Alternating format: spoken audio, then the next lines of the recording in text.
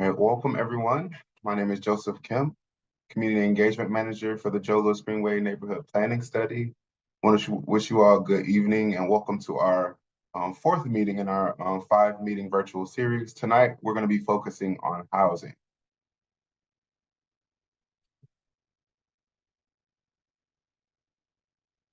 And so on this evening's agenda, we will be talking about the neighborhood planning study. We'll also talk about what we heard from community, what we found through data analysis, and kind of go over the draft strategies and ideas. We'll also have time for questions and also discussion for those strategies. And also, we want to hear from you. We really do want to hear from you, so don't be shy when it comes time to weigh in. And finally, we'll end with next steps. Throughout the presentation, you can always drop into the comments and drop any questions or comments that you have into the chat, and we'll get around to those once Q&A and discussion time comes. And as you enter, go ahead and drop your name and neighborhood into the chat so that we know where our residents are viewing from this evening.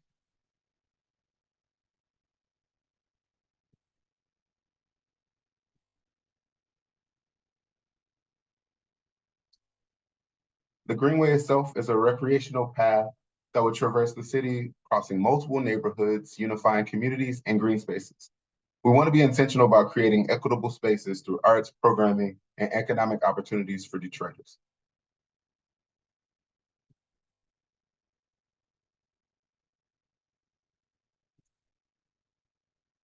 This slide shows you everyone that's currently working on this project. It's being led by the city's planning and development department, and we've been collaborating across departments as well as with our consultant team, Interface Studio, that brings a wealth of knowledge, both locally and nationally on community development projects that are similar to the Joe Louis Greenway.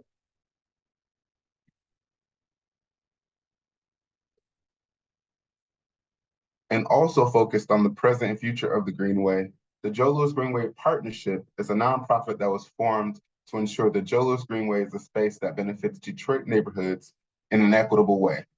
With Liana Metley at the helm, the organization is focused on future programming of the Greenway and community engagement that will lead to further community development.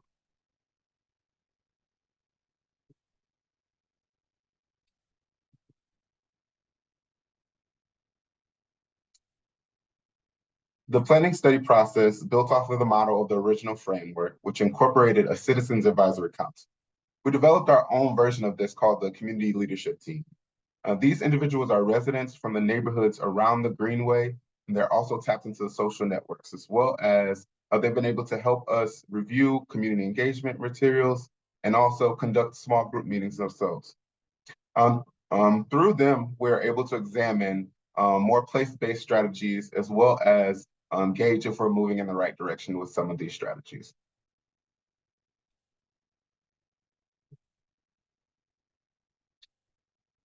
As I mentioned before, the Joe Louis Greenway Framework Plan released in 2021 laid the foundation for what we're doing today. The major goals from that plan include enhancing the quality of life for residents, promoting community development, and also promoting equity and improving the transportation network in the city. If you look at the bottom of this graphic, inclusive growth strategy, housing affordability and wealth creation, and creating jobs and sustain and growing business are their themes, and you'll see some of those same themes carried out throughout the work that we're currently doing as well.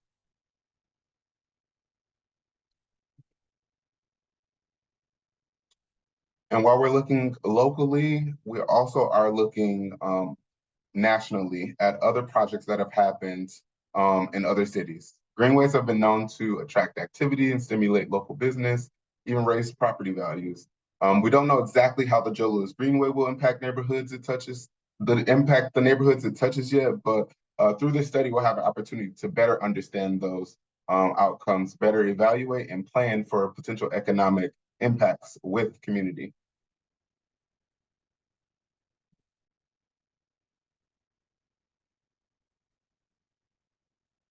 And so while that original framework focused on the goals for the Greenway itself, the neighborhood planning study that we're conducting right now is really about making sure investments in the Greenway benefit the neighboring communities. We're developing strategies through analysis and community engagement affecting these major emerging topics. So creating jobs and sustaining business, organizational capacity, housing affordability, neighborhood improvements, building wealth, and connectivity and mobility. And you see some of those same themes throughout the original framework as well.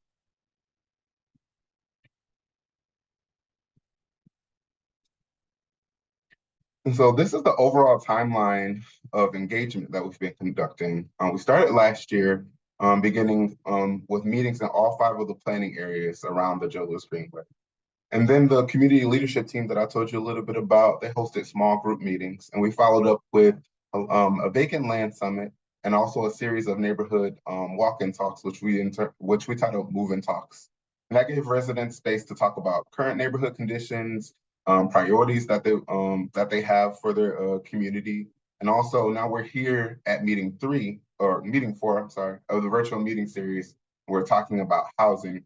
And we'll be back to talk about these things with community in the spring as well, back in person. And then finally, we'll have our summer celebration to finish out. We wanted to be intentional about the process of making sure all of these materials and information is accessible to you all. The size and scope of this project gives us an opportunity to talk about these things with a large number of neighborhoods around the JLG.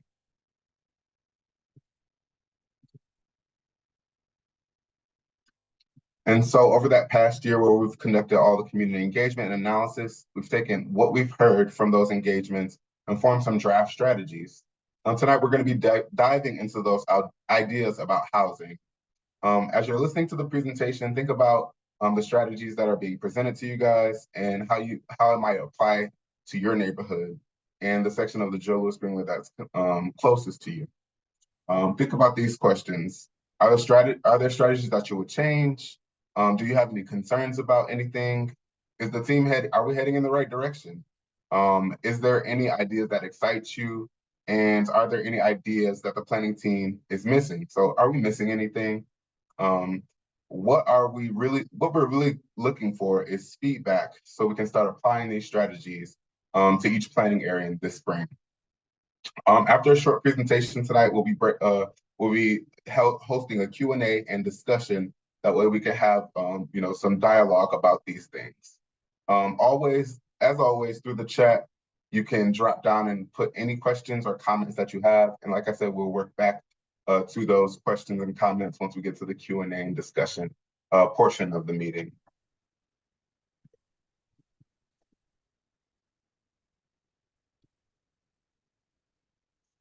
Want me to jump in, Joseph? Yes, okay. So now I'm passing it to Ashley, who's going to talk about the key questions that we'll be examining through the topic housing. All right, thanks, Joseph. And thank you everyone for joining us tonight. I've been starting all of these with just a genuine thank you for those of you that have been on this series journey with us. This is our 4th of 5 public meetings. We previously talked about connectivity and industry and small businesses. And tonight we really are focusing on housing. If you have missed any of those meetings, we are putting them on our project website, so you can go back and review the content. We're really looking forward to the discussion, really focused around housing tonight. We really have a few key questions that we were thinking about as we were doing our analysis and what we heard from the general public. First, we want to know, and really want to understand how we can make the city best support existing homeowners and renters through the existing housing programs that exist. We want to make sure we're preserving existing affordable housing and where that's possible to do. We want to see if we can increase density and improve the value and condition of houses, also while protecting residents against displacement or any other kinds of ill effects from the Greenway. We want to make sure for new affordable development that we're really leveraging investments, both private and public capital. And then lastly, really thinking about who's going to be served by new housing. How can we plan for long-term opportunities where the market is really currently weaker? If we go to the next slide, I'm going to speak a little bit about what we learned on the ground. Some of these stats will be of no surprise to any of you who live in these neighborhoods, but this kind of information can really help to shape our understanding of the potential opportunities and challenges to get at the answers to some of those questions. First, this is showing that there are about 16,500 residential parcels just within the half mile of the Greenway. The majority of those are owner occupied, but we're also able to look at that kind of housing stock. So the majority of the housing is in the green bars here. That's single family housing, and 75% of the housing within our 5 planning areas are single family. I also want to highlight, though, there is a considerable amount of multifamily, so apartments, duplexes, those kinds of things here. About 21% of the housing stock within that half mile in our planning study areas are duplexes or 2-family houses. And then there are some with more than 2 units, so multifamily buildings, in some cases more than 5 units. So we're really thinking about how we can preserve the existing housing stock. It's really important to allow for rentals because they offer more affordable price points than larger single family homes do. Let's go to the next slide. I'm not going to show them all here tonight, but we also zoomed into every planning area to really map the housing and the densities and the different kinds of neighborhood characters there are.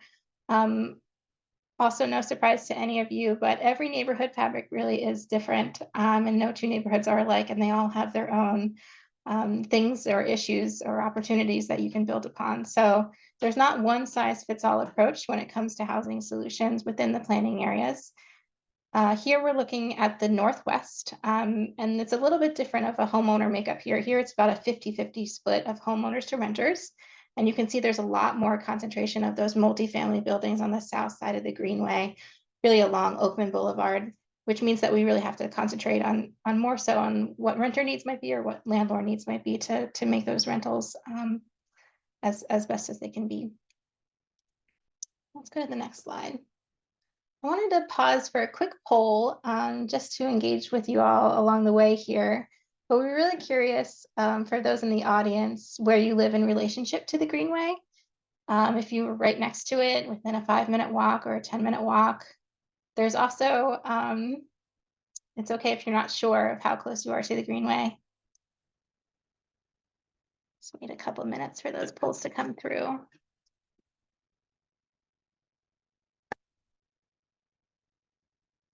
Wow, it's right now we have an almost even split. So a whole mix of folks within right next to the Greenway or within a 5 or 10-minute walk. And then for those who don't know, we're happy to provide some additional maps, or I think on our website we have kind of the alignment of where the Greenway goes, and you'll be able to see where that is. Or I don't know, Maria, if we can drop that interactive map on in the chat.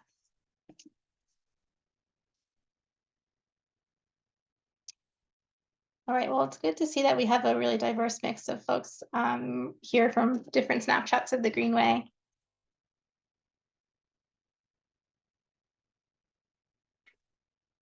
Let's jump into the next slide.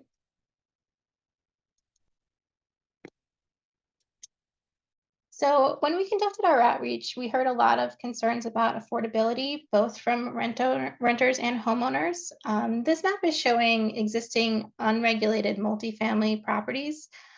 Here we're trying to see where preservation programs might be able to be deployed. While there aren't a ton outside of the downtown, midtown areas, if you really do zoom in, you can see those tiny dots along the Greenway. Some are really within walking distance of the Greenway itself. And we could really look at these to preserve naturally occurring affordable housing units, where we understand where there might be opportunities to support landlords and to provide quality rentals. And then this slide, apologies for the crazy graphs here, but we also really wanted to understand what the opportunities were in terms of the single family housing stock.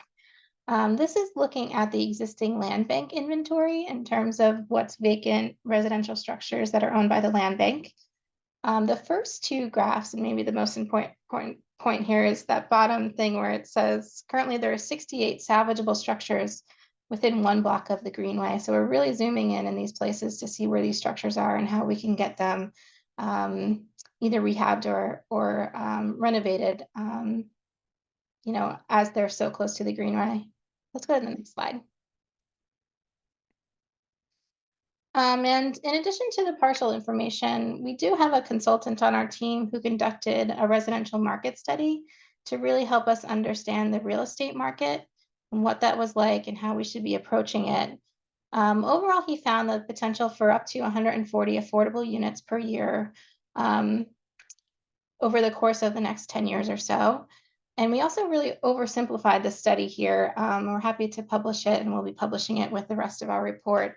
But we just wanted to illustrate the kinds of different market areas that we're seeing very, very generally. And of course, to underscore that we do, are zooming in on neighborhoods and understand that there's variation within these kind of overall buckets. But first, if you look at the areas around the Eastern market and the Southwest, we're calling those the grow areas, where he thinks the market is a little bit stronger and can be ready to start to build new residential development. So we can see marketing ready to go sites there for development and really focusing on naturally occurring affordable housing and multifamily rehab. For the areas in orange, which is he's calling the fertilized markets, there's a limited demand for new construction housing. The opportunity really is to support existing homeowners and renters and really do targeted outreach of stabilization programs to preserve the existing housing stock. And then for the seed markets, there's very limited demand for near-term new housing. So again, we need to make sure that we're supporting opportunities for existing homeowners and renters, to make sure that their quality of life concerns are met and that we're really leveraging existing city programs. So all of these things can help to build stronger markets over time so that communities can see the kinds of housing investments that they've told us they wanted to see. And then I just want to say overall, in all of the markets JLG wide, we really want to make sure we're investing in connectivity. We're making sure that we're really considering strategic acquisitions so that there are opportunities for new housing along the Greenway in line with what the community said they wanted to see in their goals. So how can we provide more affordability and a more mix of units and all of those kinds of things. And then we also want to make sure that we're really conducting targeted outreach to neighboring residents along the Greenway wherever it gets built. And if we go to the next slide, these are just some ways to summarize or really think about what that market study is really telling us. The Joe Louis Greenway will help to increase demand for housing and density along its route in some limited areas. So the market does support some new housing, both market rate and affordable.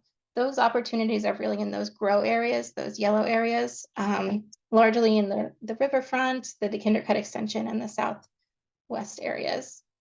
Even with investment from the Joe Louis Greenway, however, there's still going to be other types of financial support that are necessary. So things like government subsidies or philanthropic funding will be needed for new construction to happen kind of outside of that downtown core.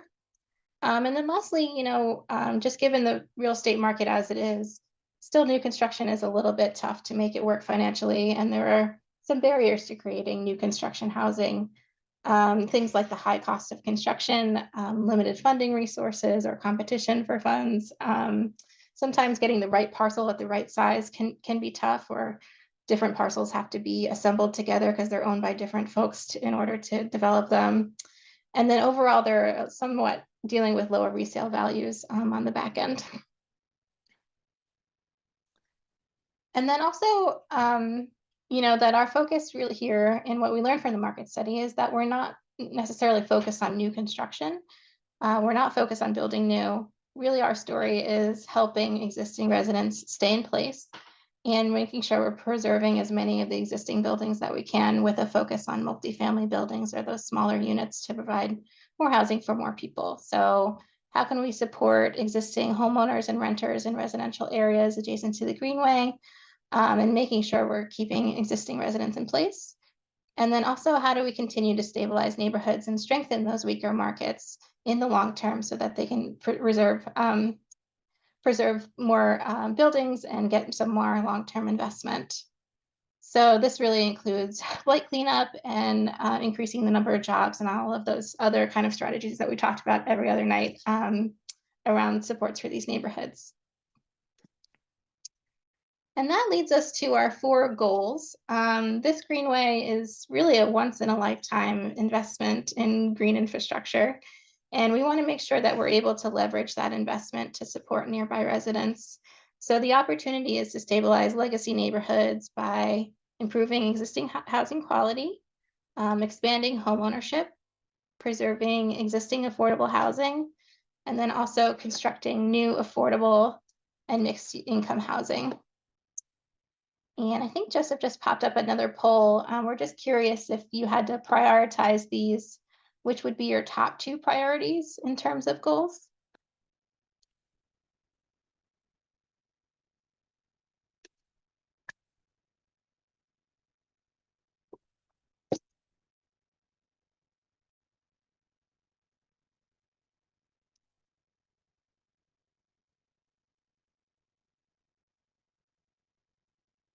It's like we have about 70% of the participants in.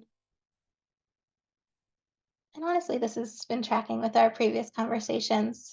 Improving existing housing quality came in at the top priority, and then existing affordable housing, and then constructing new affordable and mixed income housing, and then lastly, expanding homeownership opportunities. Okay. If we go to the next slide, so each of those draft strategies, or there are a couple of draft strategies that we're going to present tonight to achieve those goals, and they generally fall into 3 buckets. The first kind of bucket is really understanding the collective and individual needs to support existing residents. So the number one thing that everyone mentioned before, whether it be for renters or for homeowners, how can we really support existing residents, and what are their needs along the Greenway? Second is preserving affordability for current rental units and investing in and preserving existing buildings. That's both to improve the quality and the quantity of those affordable units. And then lastly, leveraging public assets to create new affordable housing and preserving longer term opportunities.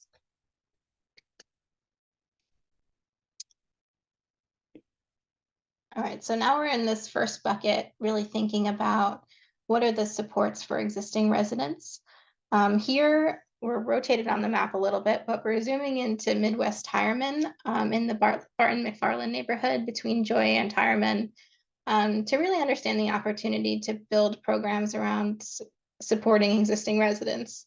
So the Greenway is already built and open here. I think Joseph showed a picture of it way early in the presentation, but it's a really unique condition where you have single family housing on both sides of the Greenway that are immediately adjacent to it. And it's also a place that illustrates the lack of existing housing options. So there are very few multifamily properties. If you wanted to live here and rent, you would have to rent a whole house, and there aren't really a lot of housing choices, is kind of the way that folks phrase that in terms of smaller units or ways to get here. So the draft strategies here are to think about targeting outreach and surveying existing residents to help really inform the expansion and access to housing resources. This is both to support affordable homeownership and quality rentals. So it really is going door to door to all of these residents and really understanding what their needs are. And in some cases, it'll be us learning a little bit more about what programs might be necessary. And then in some cases, it might be able to share out what existing programs residents can really tap into. So it's getting very granular with the information and doing targeted outreach as the Greenway kind of progresses and gets built along its route. The next is really thinking about partnerships and philanthropy and nonprofits to expand access to housing resources.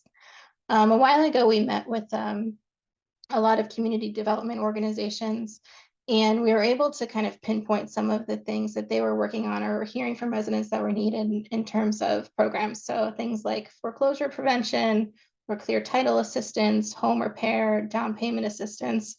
Really, I think there's a lot of things that we heard that's going on in the city, and we really want to make sure that folks are aligned in those kinds of resources. So how can we really get those partnerships together to make sure we're expanding access to those resources and then letting everybody know about them through the targeted outreach.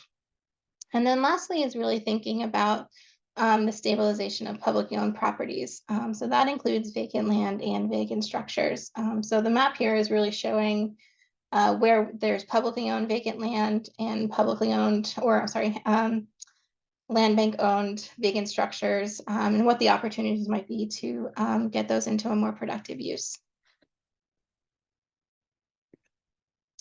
Okay, I'm going to turn it over to Michelle to talk about the next bucket of recommendations. Thanks, Ashley, and good evening, everyone. My name is Michelle Flournoy, and I'm with the Planning and Development Department at the City of Detroit, and on the team with Joseph and others working on the Joe Louis Greenway neighborhood plan. And I wanted to turn to this next bucket of strategies, which is focused on preserving affordability and investing in existing buildings. And here, I think one of the big opportunities that we have through our planning work and through planning studies is to coordinate closely with our colleagues in other departments. And so we've been working with the housing department to understand through their various teams, the preservation and policy and public-private partnerships, what really are the strategies that they're already deploying citywide and that have already tested and piloted that might be most appropriate for the neighborhoods along the Greenway. And so to illustrate this, we zoomed into this area along where the Greenway passes through Patton Park and along Woodmere Cemetery in Southwest Detroit. And this is because this is an area that has one of the highest levels of residential density along the Greenway. And the flip side to that is there's very little public ownership, but there is this opportunity here, and you see this in the blue and purple colored parcels. Those are the blue are 2 to 4 unit multifamily properties, and the purple are 5 or more units. And so this area where we can look at these major commercial corridors of Verner and Springwells and the need to kind of support those with stabilizing housing and stabilizing housing options is where we can look to different strategies for multifamily housing. And so I'll walk through these, but the first is targeted outreach to existing multifamily properties to drive participation in preservation programs. And the second is really to look towards those smaller multifamily properties and expand the resources that are available to them.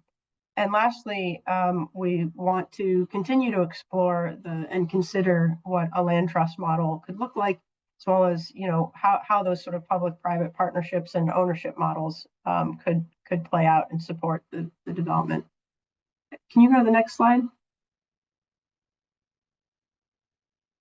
So here we're looking at a lot of the work that the preservation team does, and they've been focused and working hard across the city to preserve regulated affordable housing.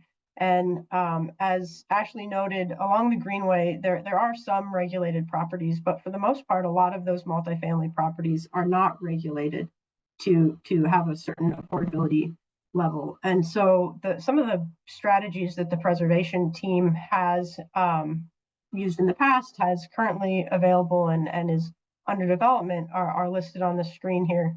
And they're really focused on partnering with property owners of these multifamily properties to either improve quality or activate vacant properties or improve and fill partially vacant properties.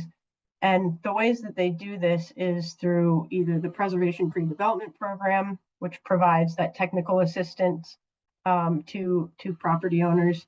There's a program pilot policy, which is payment in lieu of taxes, a way to support affordability, as well as through our Detroit Housing for the Future Fund. There was a partnership with LISC, and a couple of the properties that were rehabbed through that are shown on the screen. And these are really just kind of the tools that are available and that we will be able to evaluate some of the properties within the planning area to see where this could make sense. The big thing is that a challenge here is that these are all privately owned properties. And so one of the first key step is making contact with the property owner and finding landlords that are interested in participating in these resources, because in working with these resources, that also then locks in the affordability of these properties for the renters. So if you know of a property that's vacant in your neighborhood, if you know of if you're a renter in a building and you'd like to connect us with your landlord, this is a way that we can continue to do this outreach and bring these programs to properties around the Greenway. On the next slide, I'll turn towards a couple programs that have been piloted by the housing department. And these are targeted towards supporting smaller landlords of smaller properties. The duplex repair program, which when it was opened, filled up pretty quickly within a few weeks, offers a really good model for what could happen along the Greenway. These are matching grants to property owners that are putting investment into duplex properties and maintaining them at an affordable level for tenants. The landlord CFC rebate is actually still open, and I included the website there. And this is a $750 rebate for eligible property owners that complete their certificate of compliance as a registered rental property. The other program to highlight that has a real potential along the Greenway is the second story apartment rehab program. So this was piloted with the Southwest Detroit Business Association and they completed 24 units in Southwest Detroit. And this is a way to take vacant second story apartments that are over active retail and turn them into viable housing options for the neighborhood. And again, this is a matching program that was recently expanded to be offered citywide, and we think has real potential to look for opportunities along the Greenway. Go to the next slide. The last set of programs that I wanted to highlight is really about, this is less relevant to that area we zoomed into in Southwest Detroit, but there are still areas, as Ashley mentioned, that the land bank owns properties along the Greenway that are still salvageable. And while they're a big lift, there are precedents within the city's programs to support the rehab of these properties through bundling them and working through public-private partnership to find funding or ownership structures that work to put these back into the housing stock. And so in the Island View duplex project, that's 12 units across 6 buildings that are then going to become a co-op. So each one sold individually as an affordable unit in the neighborhood. In Maple Ridge, this was really a partnership with a local organization to take 3 properties, 3 duplexes, and offer them to income qualified purchasers that then will have a income generating second unit to rent out themselves. So these are the types of models that we look at to be able to understand what strategies might apply to different neighborhoods along the Greenway. If you go to the next slide, I'm going to return to the market study that Ashley introduced and really shift to that third bucket of strategies around creating affordable housing, creating new units of affordable housing. And here we do look towards the market study to guide phasing and strategies around implementation. And so in stronger market areas like Southwest or Eastern Market, we might look to publish RFPs, requests for proposals for publicly owned sites that might be ready for new multifamily development. And then in the weaker areas, the fertilize and seed areas, it's really about increasing those scores so that the kinds of funding mechanisms that make projects possible through public RFP are more competitive. And so part of that is, and the third strategy here is to really look at our multifamily target areas and see how we can support the Greenway with those. And so on the next slide, you can see a little bit about how some of the funding sources, so the low-income housing tax credits, which is one of the ways that some of these new affordable housing projects are funded. And you see the darker areas are the higher scoring areas, and the lighter areas currently would score lower. So as Ashley mentioned, the strategy here would be to really invest in the things that would raise the scores, and also look to more near-term opportunities where those scores are closer. And the other piece here are those red targeted multifamily housing areas where the city can prioritize funding for LIHTC. And this kind of leads into the next piece of the discussion around what does it mean to build new housing in a neighborhood. And so we'll pause here before I pass it back to Ashley for a poll. Do you think there's a need for more diverse types of housing in your neighborhood? And this is just a rating of strongly agree to strongly disagree. And in case the text is small, the different types of housing would be affordable apartments, senior housing, workforce housing, different types of housing beyond the existing housing stock that you see in your neighborhood today.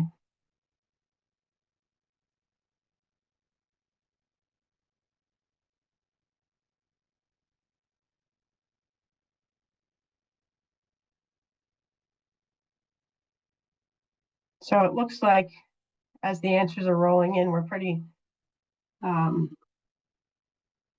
high on strongly agree at 42%, and then 33% at agree, with I guess 12% disagreeing or strongly disagreeing.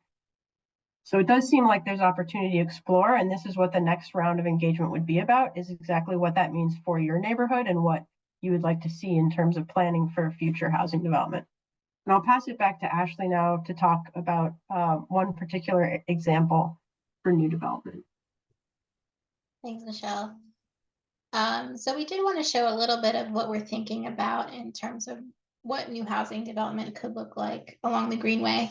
And this is just one example to kind of game it out a little bit, but we zoomed in on the northeast. This is one of those areas that we're calling a seed area, where right now there's really a limited demand for new housing construction, but we're really thinking long-term here. And if you zoom into this Greenway at the intersection of Joseph Campbell and McNichols, there's a 9-acre site that will host a new trailhead and parking lot for the Greenway. We think you can see in the kind of squinting here, the gray area, that there's a little bit more vacant land left over around that area to really think about an affordable housing development. So this is where we can really explore what it's like to maybe wait a little bit and increase those scores that Michelle just mentioned in that map, to make sure that we're more competitive when we go after some of those affordable housing credits. And then also really think about what it means to consider holding onto land for a little bit of time as the market catches up and as the Greenway kind of opens and gets built. So if we go to the next slide, we're kind of zooming in a little bit more here, just really thinking about this particular property. So here we've identified a long-term development potential. But what is it like in the short term, and how do we think about this? So overall, this is 9 acres of land. The city is thinking about building a trailhead park here, shown in the light gray, just and we'll maybe providing a little bit of public parking access to access the Greenway at this location. But maybe the parcel to the south and to the north, we think that there's an opportunity to really think about what a housing development would look like there in the long term. So if you go to the next slide, this is really what we're talking about in terms of a long-term vision. So here, our real estate consultant said he thinks that we could get an affordable housing tax credit deal, one that's multifamily and potentially providing up to 125 units, and really thinking about a senior housing component opportunity of about 50 or 60 units along Joseph Campbell. So again, this is really a long-term vision for what this kind of thing can be, and really thinking about leveraging the Greenway to provide new development like this. But again, it's going to take a little bit of long-term thinking to think about improving some of those scores so that we can be competitive to get those affordable housing funds. and then also being strategic about the land in the interim. So if you tune into our next meeting, 2 nights from now, we're going to talk about what that means for, if this takes 6 or 8 or 10 years to get up and developed, what the land could look like in the meantime, so that we can really be focused on our long-term goals of developing housing along the Greenway.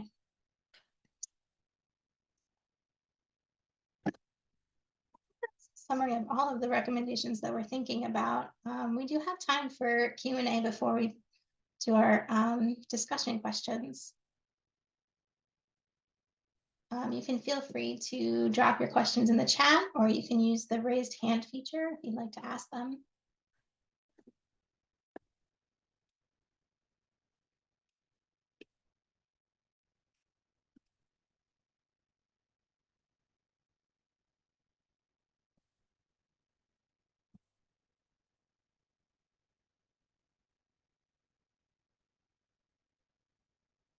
Pause for 1 or 2 more minutes. We're really happy to answer any questions you might have on housing along the Greenway or in your neighborhood.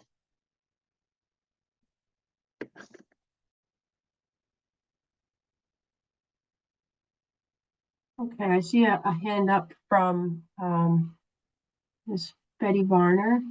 I'll go ahead and you should be able to unmute. Good evening to all. My name is Betty A. Varner. I'm president of the Soda Ellsworth Block Association, and I have attended these meetings. I'm learning. Our district manager, well, she's no longer, she just got a promotion, but Mona Ali had stated that this Joe Louis Greenway would be beneficial to my neighborhood, which I mentioned before. And now we're talking about affordable housing. Now, I don't want to sound harsh, because everybody deserves to have a good, decent place to live. I'm an advocate and I support that.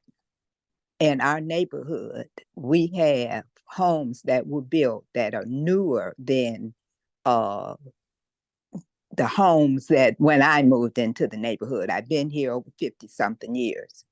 And a lot of these homes are on special programs. The people are on special programs, nice homes or whatever, but we find that the people aren't stable. That in our neighborhood, a lot of these homes are empty. The people move in, then they're out in 6 months. And, you have a vacant dwelling, people going in and taking out the equipment, and it's creating a lot of problems.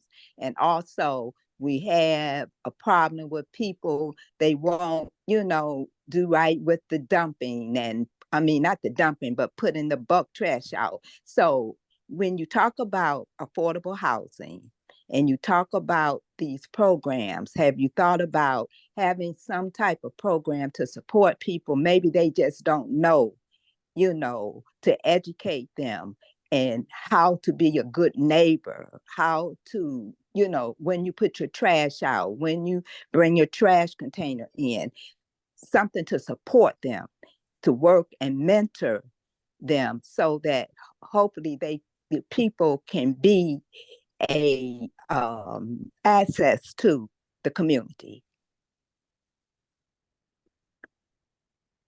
Thank you so much for your comments, and also for your participation across all of these meetings. I think that, just to respond to your question, some of the surveying and the needs work in terms of outreach to existing residents, I think would pick up what you're talking about a little bit, and understand whether there are kind of common issues that might need to be addressed by programs. And so I'm just looking at the notes, but it is, I think, a good opportunity with the Greenway process to lift up neighborhood associations and partner in ways to do outreach to neighbors. When we talk about affordable housing, one of the big priorities that came out of the JLG, the Joe Louis Greenway framework, was to really understand and learn from other major investments like the Joe Louis Greenway, to know that sometimes those do have an impact on housing prices and especially rental rates. And so the need to kind of look to opportunities to build new affordable and mixed income housing, and also to offer variety of housing types. So looking at, where there are not as many multifamily buildings, or where there's a typology of housing that can help to increase density.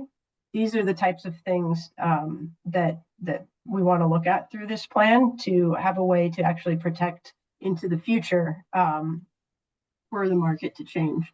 But at the same time, I think that and it's kind of echoed in the chat as well, that your comments are well taken. So thank you.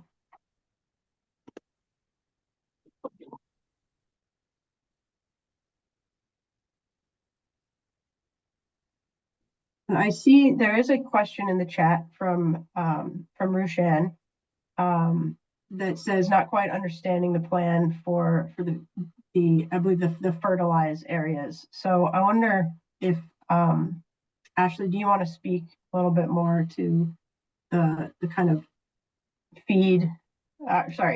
fertilize and seed areas that we're talking about? We were going with the harvest theme, and really thinking about, residential market opportunities just based on the real estate market.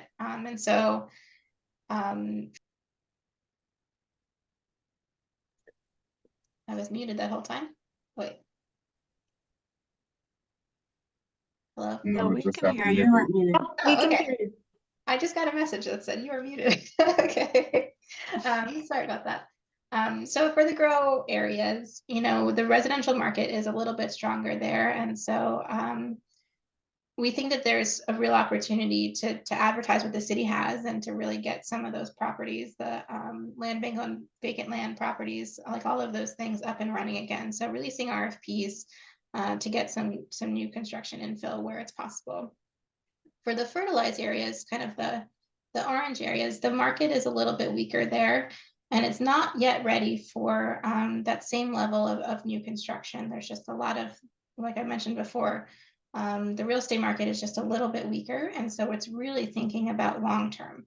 And that's like a little bit twofold. One of them is, what is the long-term development vision, if there is one? So where are those properties along the Greenway, like I just showed, where there's a great opportunity for development, yet the market's not really there yet? So how do we be as strategic as possible to really think about those properties in the long term, and what do we do with them in the short term?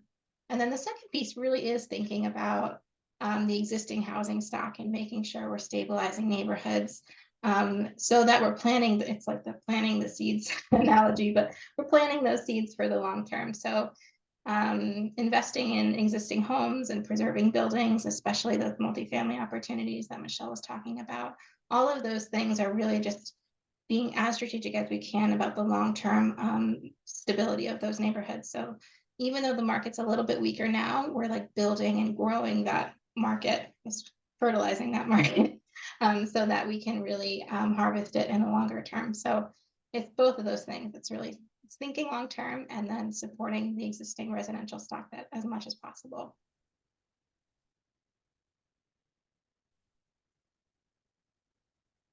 It looks like we also have a question from iPhone 2. If you don't mind, when you unmute, can you just let us know who you are?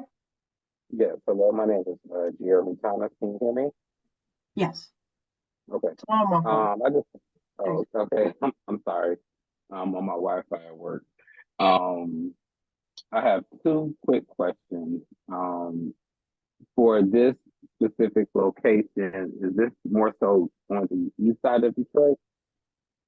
Because I came in a little bit last minute when you guys were looking at the map. Sure. To answer that question, we're looking at roughly a half mile on either side of the Joe Louis Greenway project, which runs on the west side of Detroit from the area in Southwest that I showed around Patton Park and Woodmere Cemetery up, and then meeting with the former rail corridor in Midwest and Bart McFarland and then it turns, you know, I guess it turns to east-west through parts of District 2, Highland Park, and over to the east side in District 3 around Joseph Campo and McNichols. So then it heads south to the DeQuinder Cut. Okay. So Gotcha. that's a rough idea, but it Yeah. actually touches both the east side and west side of Detroit, and you know, many neighborhoods across many of our districts. Understood. Thank you. Well, I've just recently moved back to the city of Detroit from Atlanta, and I was in Atlanta for the past 12 years. And so this is somewhat similar to the development that was there. And I've seen that from the start, from when it was just a thought to where it currently is now.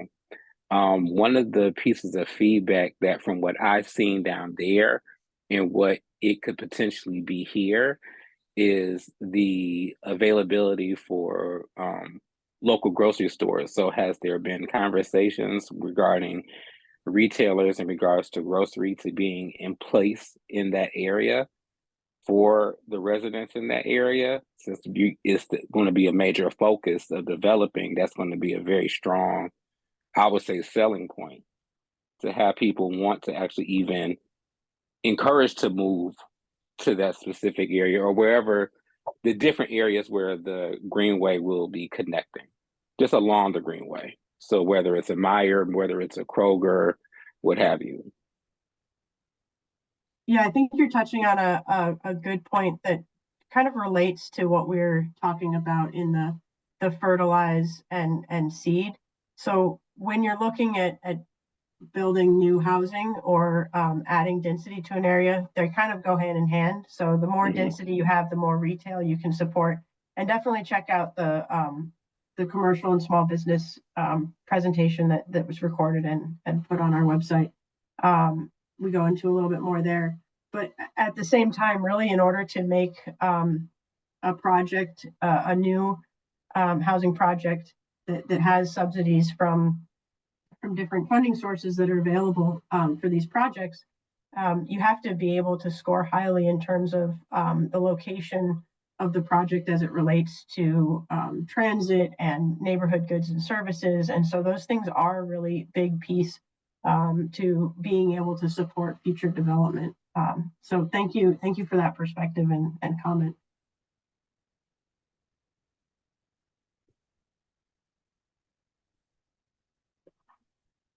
Okay, I see a couple of questions in the chat.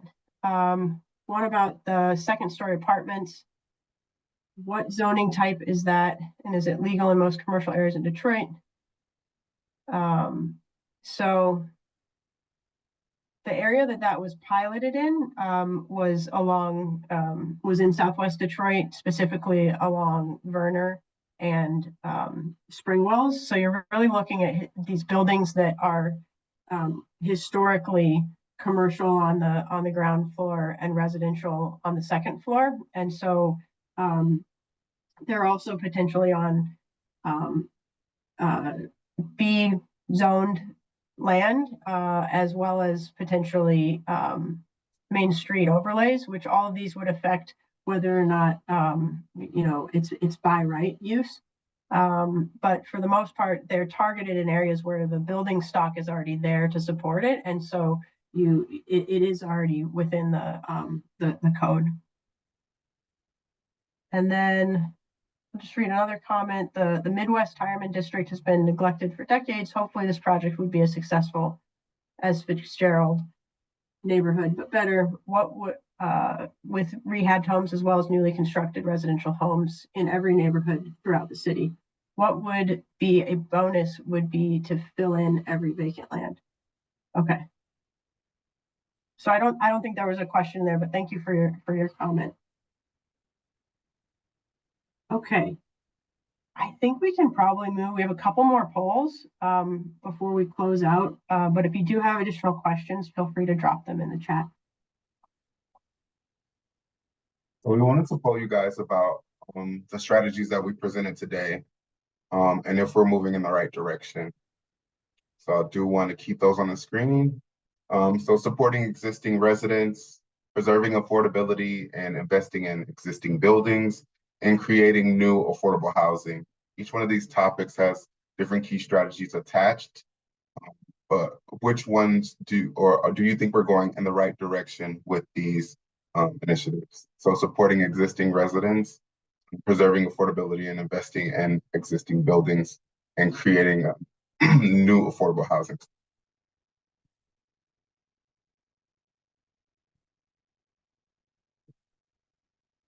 And as you're answering that, I see a question in the chat. Will we be able to see this recording after the sessions are over? Yes. All of the virtual series meetings will be located on detroitmi.gov/JLG planning website. The first 3 meetings are already up. And so you probably will be able to watch the full series at the end of this week once we complete Thursday's meeting.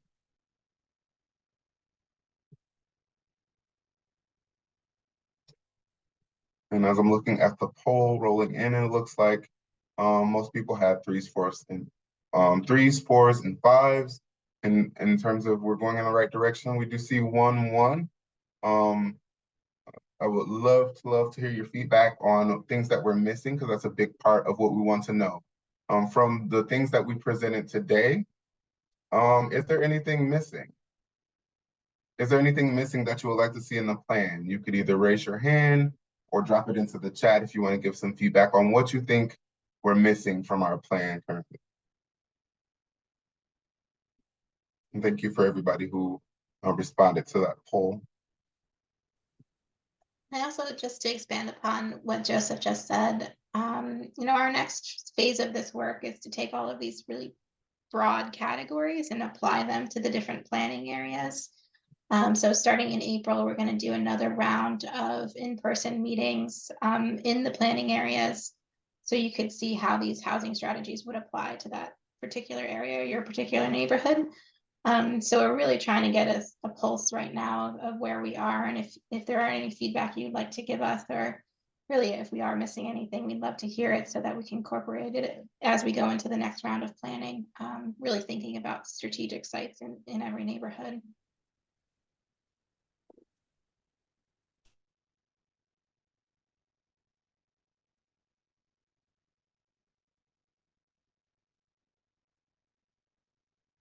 So also I have one more poll.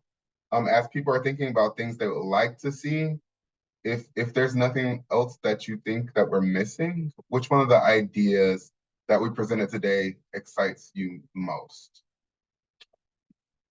So which one of those ideas sounds exciting, and that it will work in your neighborhood, that you would be excited to see take place in your neighborhood? What idea excites you?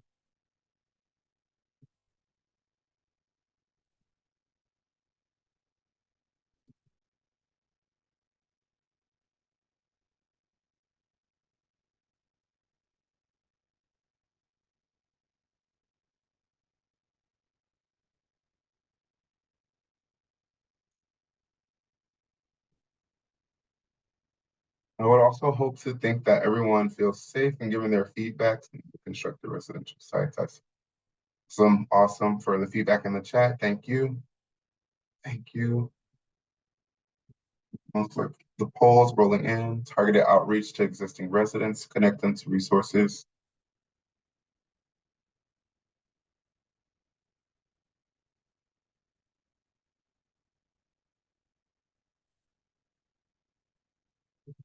All right, there's a hand raised.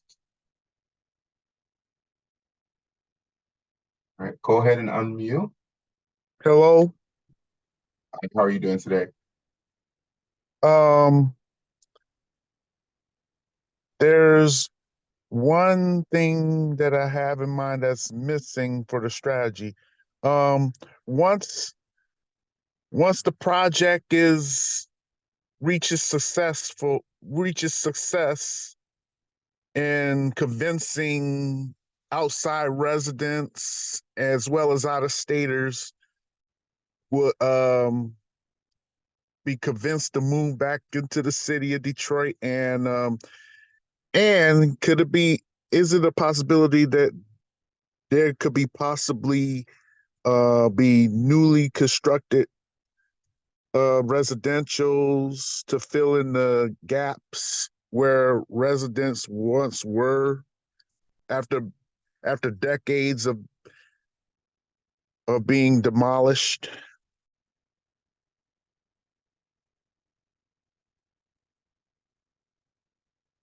So I think what you'll see as we get down into the neighborhood area plans is where we would look for where that type of new construction, new housing would be most viable, both from a financial evaluation as well as the resident engagement in those neighborhoods, and lastly, kind of visioning what typologies would work. For the most part, when we're looking at projects that the city can work through its housing department to support, our funding sources are really targeted at creating more affordable and mixed income properties so that we can be supporting affordability within the city. And so those would likely look like multifamily projects. Now, that's not to say there's not areas and there's not, a small market for a single family house, but that you can see across Detroit that's not going to necessarily change overnight because of the Greenway. So I understand. when we're looking for opportunities to preserve for the future for new construction, we'd be looking at larger assemblies of residential land for that. Yeah. Will condominiums be eventually added, depending on what neighborhood? Depending on which neighborhood, where, like condominiums and what do you call those homes? Bungalow homes or something of that nature? We'll get into exploring the exact typologies a little later, but I welcome my colleague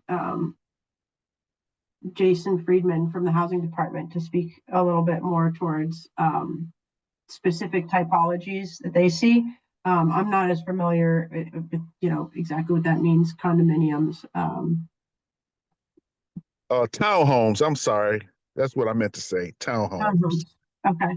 Yeah, if you look at the, if you go back when we post this presentation, Ashley walked through that example of kind of a larger long-term opportunity site where you could see a mix of typologies between townhomes and apartments. But really it's going to be site specific, and that's the kind of detail that we want to capture in the plan based on feedback from each particular neighborhood. Works good for me. Thank you again for your participation and your questions. Looks to be I see another question in chat. Why are so many resources put in certain sections of the city? Example, Southwest, all downtown areas. Oh, and it's referring to the grow, feed, and seed map. That leaves the areas that haven't and don't get attention, waiting years for impact, not just speaking on JLG impact alone. Yeah, thank you, Rushan, for that comment. I think it's really important to recognize the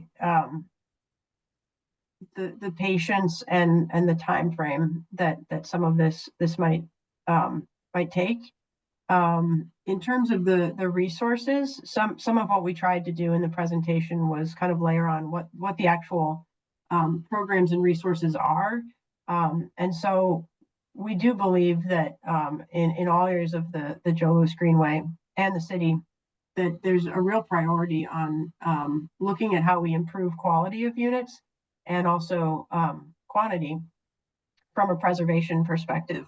And so the best source to do that would be through those preservation products that are geared towards existing buildings, whether those are occupied or vacant. It's really when you start looking towards the new construction that the costs come into this landscape where there has to be so much subsidy to that new construction product that we really rely on some of the funding sources that also are tied so heavily to some of those other scoring mechanisms. And so that's where we look to things like access to goods and services and transit, and that's one way. And to speak about the kind of seed and fertilize, it's that we know that those things will contribute to being able to have this kind of new development come to other areas of the city. And so really looking towards improving those things like transit access, access to jobs, access to neighborhood goods and services as much as we can through this plan, so that as we preserve those target opportunity sites into the future, when it's the right time, they're available, and we can make projects happen. But I appreciate your comments, and I think all of us would agree.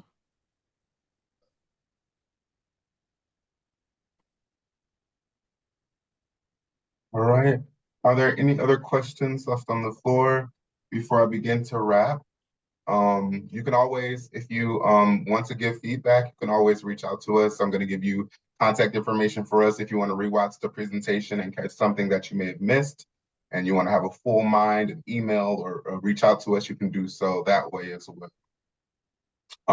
This is our 4th meeting in that 5-meeting series. We have one more meeting left about vacant lands coming up Thursday. Hope to see you all there.